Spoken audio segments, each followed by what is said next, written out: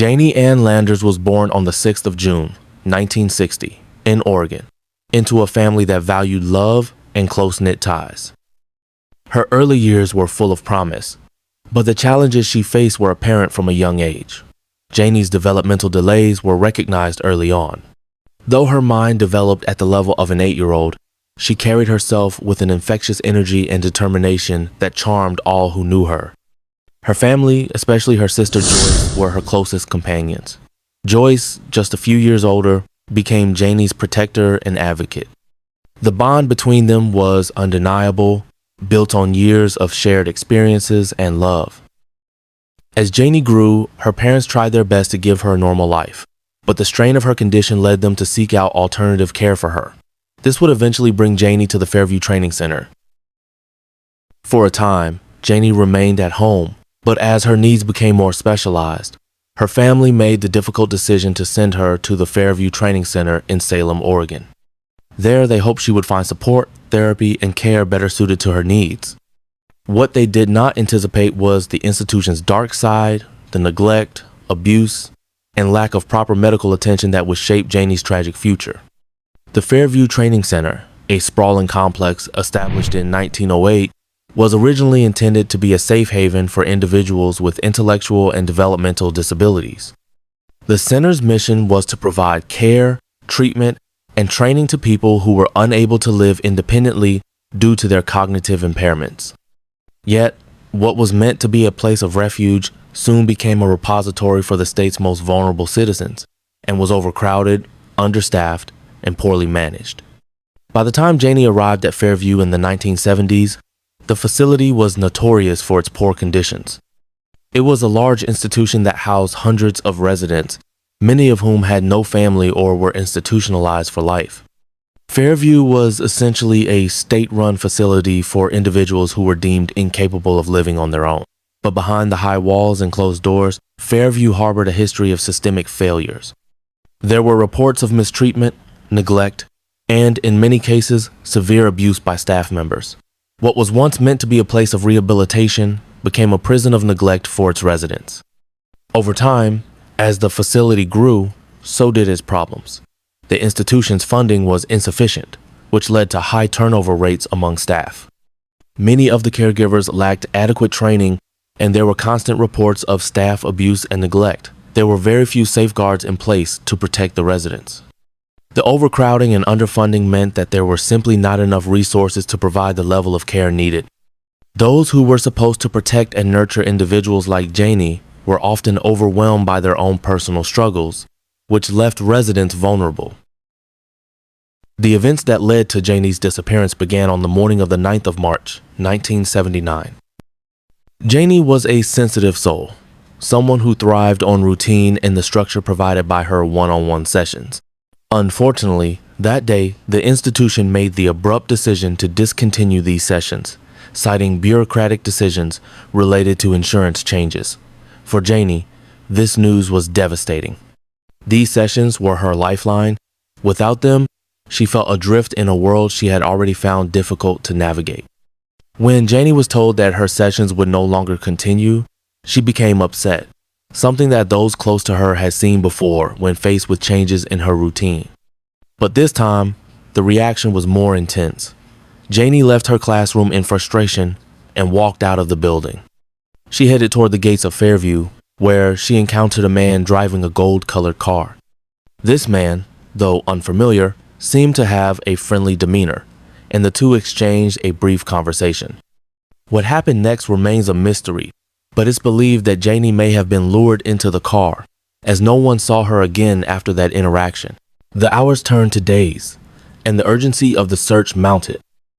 The institution was slow to respond, and it wasn't until 5 days later, on the 14th of March, 1979, that Janie's body was discovered.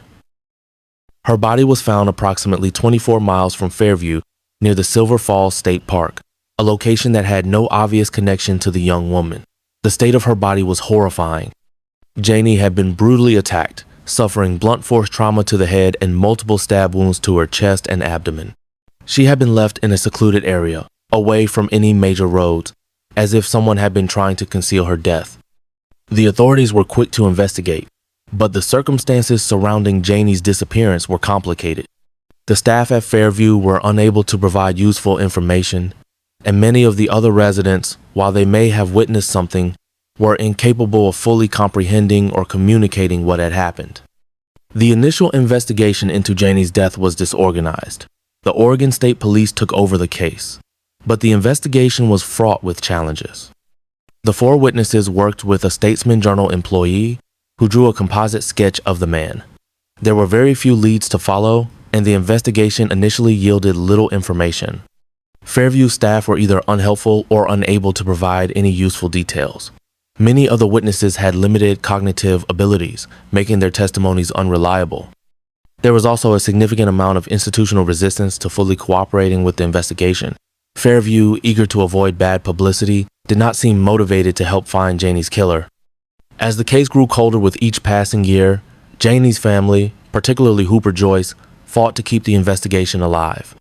She never gave up on seeking justice for her sister, even as the years wore on and new police leads dwindled. Hooper was just 13 when her sister was killed. She doggedly followed the investigation and urged detectives to reopen the case. In 1981, 2 years after Janie's death, a memorial service was held at the Fairview Training Center. It was a bittersweet event, as the grieving family faced the stark reality that the system had failed them. The lack of progress in the case left them with the haunting question: who would protect the vulnerable if not those entrusted with their care? Time passed, and with it, Janie's case slipped deeper into obscurity. However, Joyce never gave up. She continued to write letters, request updates, and push authorities to take the case seriously. Her perseverance eventually paid off in 2015 when the case was reopened. This came on the 36th anniversary of Janie's disappearance, a poignant moment that renewed the hopes of those who had never stopped searching for answers. Hooper again asked Oregon State Police Department to re-examine the investigation. She was 50, her father was 82. She hoped to find justice for her sister while her father was still alive. Detective Steve Hinkle took charge of the case, and he brought a fresh perspective. He pored over the old files, revisited witness statements, and examined evidence that had previously been overlooked. Hinkle's breakthrough came when he hypothesized that the perpetrator might have left behind DNA during the attack. With this insight, forensic experts re-examined Janie's clothing from the original investigation. What they found was groundbreaking. The blood on Janie's clothes was a match for a male suspect. After running the DNA through the national database, the match was made. The DNA belonged to none other than Gerald Kenneth Dunlap. The prosecutor said that the DNA match made Gerald Dunlap a strong suspect, but Hinkle kept working to cement the connection and close the case. Because Fairview closed in 2000, employee records were difficult to track down. The detective was able to find payroll records confirming that Dunlap was working at the training center the day Landers disappeared. His job sorting laundry prior to washing made it highly improbable that his DNA could have transferred accidentally onto Landers' clothing and survived the washing process. Tracking down old photos of Dunlap also proved difficult. The Tennessee Department of Corrections provided detectives with 2 mugshots of Dunlap taken right before he was paroled. When the detectives compared the photos with the 1979 composite sketch, the prosecutor said that the resemblance was clear. 2 of the 4 witnesses who saw Landers the day she disappeared were still alive and able to help with a photo lineup. Both witnesses picked the photo of Dunlap out of 5 other similar-looking men. Although they weren't 100% certain, they noted that he looked like a man they saw talking to Landers before she went missing.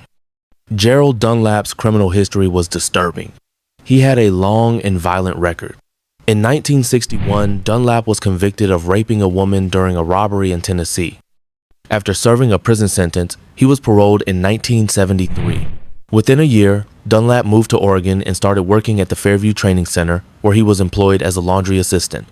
His position at the center allowed him close access to vulnerable individuals like Janie. Despite his criminal past, there was no system in place to prevent him from being hired at the facility.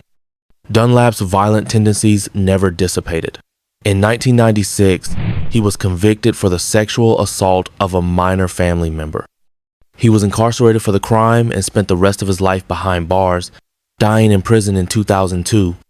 He had left a trail of destruction, But it was only in the years after his death that he would be held accountable for Janie's murder.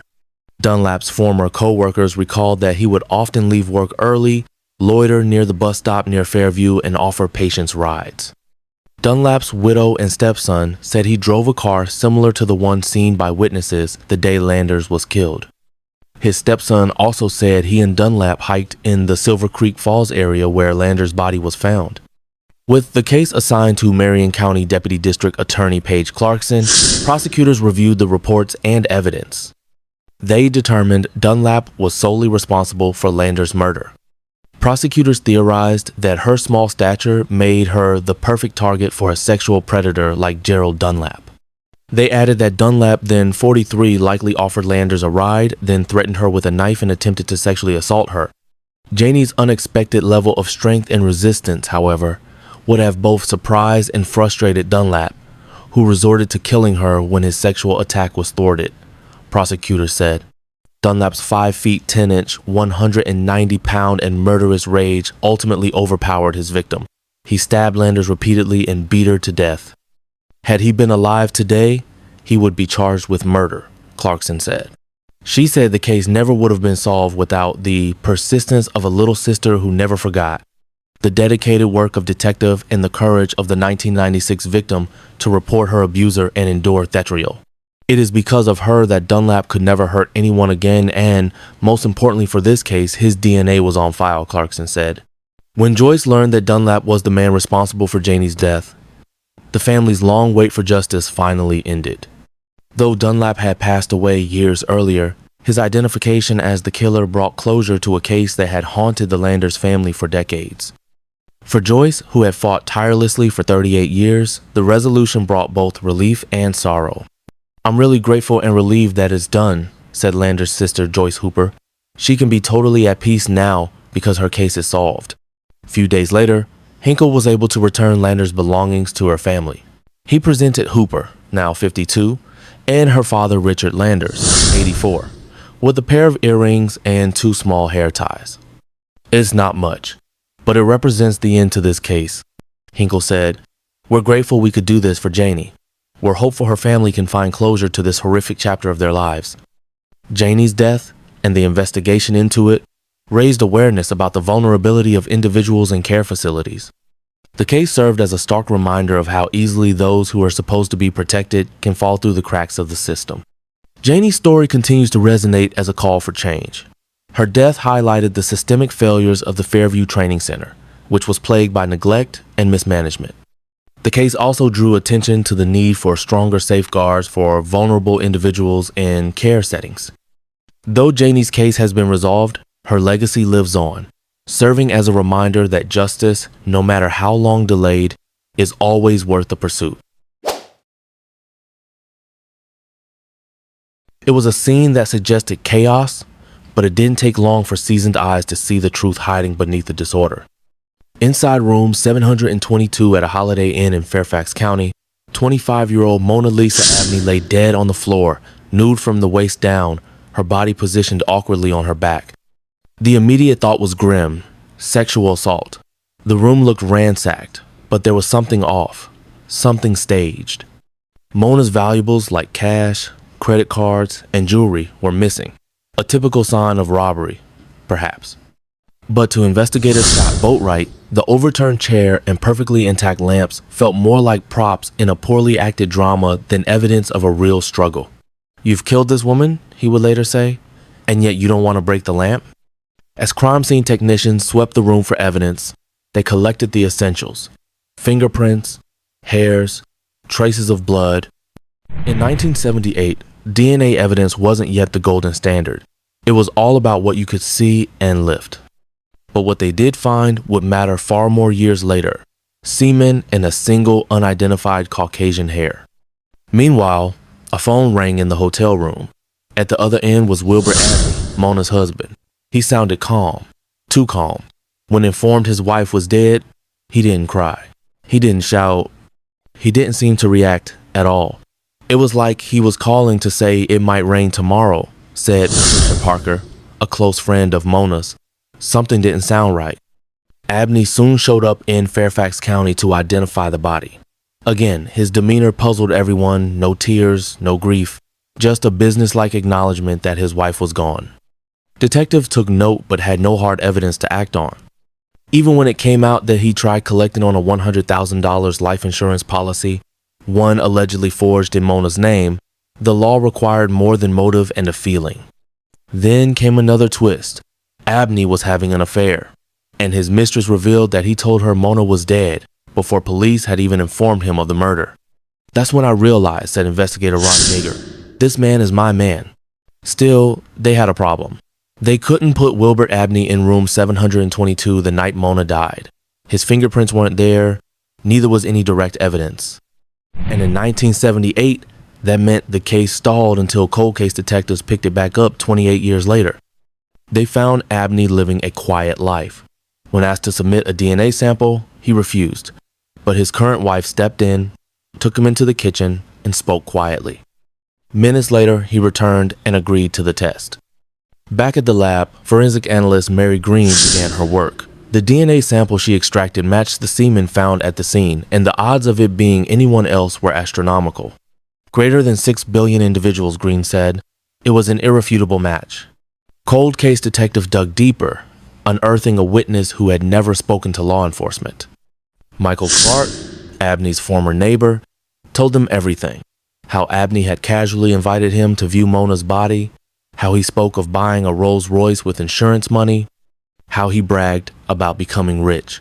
Clark also remembers something else. As they crossed a bridge on their way to the morgue, Abney rolled down the car window and tossed out what appeared to be latex gloves. Detectives now had motive, means, and evidence, but they wanted a confession. When they confronted Abney, he finally changed his story. Yes, he admitted he had been at the hotel. Yes, they had sex. Yes, he choked her, but he claimed it was consensual. She liked rough sex, he said. It was an accident. But that didn't explain the missing valuables. It didn't explain the ransacked room, and it didn't explain why he lied for decades. In a courtroom decades after Mona's death, a jury listened to the tangled web of lies, contradictions, and damning details. After 4 days of trial, Wilbert Abney was found guilty of second-degree murder and sentenced to 28 years in prison. The justice came late, but it came. Mona Lisa Abney was buried in Baltimore, Maryland. Those who knew her remember a bright light extinguished too soon. She had a spirit, an energy about her. Patricia Parker said, she believed in doing the right thing. She just got involved with the wrong person. He killed her. He did it. He killed her. In the year 1990, the vibrant city of Seattle, Washington was home to the spirited 17-year-old Michelle Cox. On the fateful day of the 18th of August, she was last seen departing from a friend's apartment. A week later, a woman walking her dog near the serene Echo Lake Road and Highway 522 in Snohomish stumbled upon Michelle's lifeless body approximately 15 miles from her last known location. Tragically, Michelle had been the victim of a brutal assault, suffering blunt force trauma to her head, with pieces of concrete found nearby, identified as the murder weapon. Investigators meticulously gathered DNA evidence from the scene, linking it to the individual responsible for her untimely demise. Despite their efforts to interrogate local criminals with similar offenses, no substantial leads emerged, and the case gradually grew cold. In 2005, Detectives Jim Scharf and David Heitzman reignited the investigation. They successfully created a DNA profile of the suspect and entered it into the federal database. Yet, the search yielded no fruitful results. Nevertheless, they managed to eliminate several potential suspects from consideration. Recently, they sought the expertise of Parabon Nanolabs to aid in identifying the perpetrator and securing justice for Michelle. The genealogists at Parabon faced the intricate task of deconvoluting the DNA sample, which contained genetic material from both the victim and the suspect. Dr. Janet Cady, Senior Director and Bioinformatics Scientist at Parabon, remarked on the complexity of the case, emphasizing that without the deconvolution process, investigators could have been misled by genetic matches to the victim's relatives. Over the course of a year, experts diligently constructed family trees and shared their findings on public genealogy platforms such as Family Tree DNA and GED Match. This meticulous endeavor ultimately led them to the suspect's two brothers. In 2022, following additional testing, investigators revealed that Robert Brooks was the individual responsible for the tragic fate of Michelle Cox. At the time of the crime, Brooks was a mere 22 years old and had recently been released from prison, residing just a few blocks away from Michelle's home. It remains uncertain whether the two individuals were acquainted. Brooks departed this world due to natural causes at the age of 48 in King County, Washington, on the 26th of October, 2016. According to the sheriff's office, the estimated probability of selecting an unrelated individual at random from the U.S. population with a matching profile is 1 in 1.2 quadrillion. Both the sheriff's office and Parabon Nanolabs commended Detective Scharf for his exemplary work. He also played a pivotal role in resolving the cases of Jay Cook and Tanya Van Korlenborg, previously discussed on this channel. During a recent news conference, several individuals who knew Michelle expressed their relief at the resolution of the case. Among them was her longtime friend Melissa Johnson, who had been close to her since the age of 10. I often reflect on what her life would have been like had she survived and how my own life would differ, Johnson shared. I now pray that Michelle can finally find peace,